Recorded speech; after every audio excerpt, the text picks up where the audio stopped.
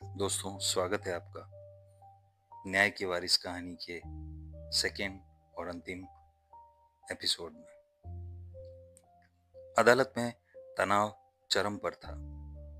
सरकारी वकील जगदीश आत्मविश्वास से भरे हुए थे। उनके अनुसार दीपा का दोषी होना तय था, लेकिन एडवोकेट हेमंत शांत मन से अपने आखिरी गवाह को कटघरे में बुलाने के लिए बोला।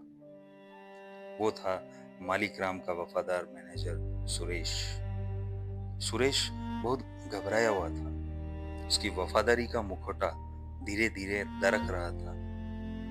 हेमंत ने सुरेश से सीधे आंखों में देखते हुए पूछा, सुरेश, आप मालिक राम के हर दुख सुख में साथ रहे।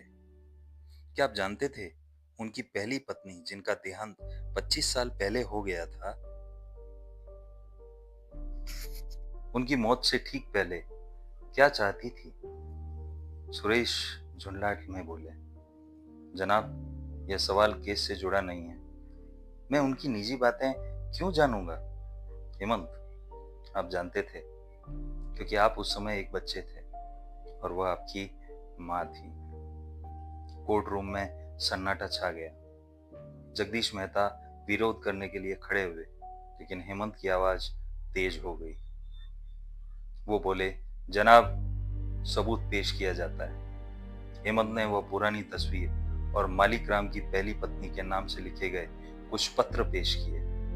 यह साबित हुआ कि सुरेश मालिक राम का नाजायज बेटा था, जिसे उनकी पहली पत्नी ने जन्म दिया था। मालिक राम ने अपनी इज्जत बचाने के लिए सुरेश को कभी अपना नाम नहीं दिया, बल्कि उसे अपना वफादार नौकर बनाकर पाला।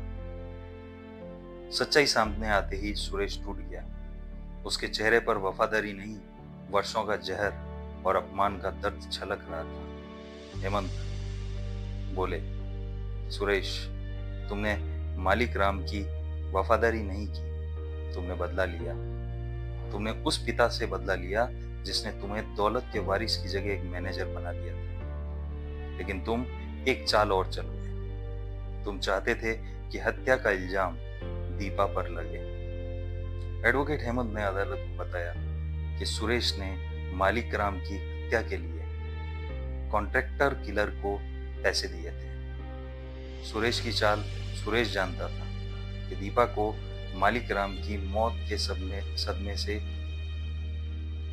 एडवोकेट हेमंत ने अदालत को बताया कि सुरेश ने मालिक राम की हत्या के लिए एक पेशेवर कॉन्ट्रैक्ट किलर को पैसे दिए थे।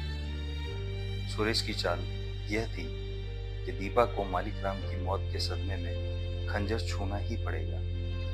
उसने हत्यारे को निर्देश दिया था कि वह खंजर पर कोई निशान न छोड़े। मकसद यही था कि एक तरफ पिता से बदला लेना और सौतेली मां दीपा को हत्या के आरोप में फंसाकर आखिरकार मालिक राम की पूरी संपत्ति पर कब्जा करना, क्योंकि नाजायज बेटा होने के कारण वह सीधे संपत्ति नहीं पा सकता था।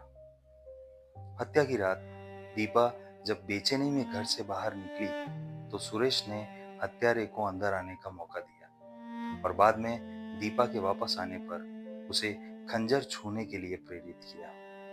सरकारी वकील जगदीश मेहता अपनी हार से स्तब्ध थे।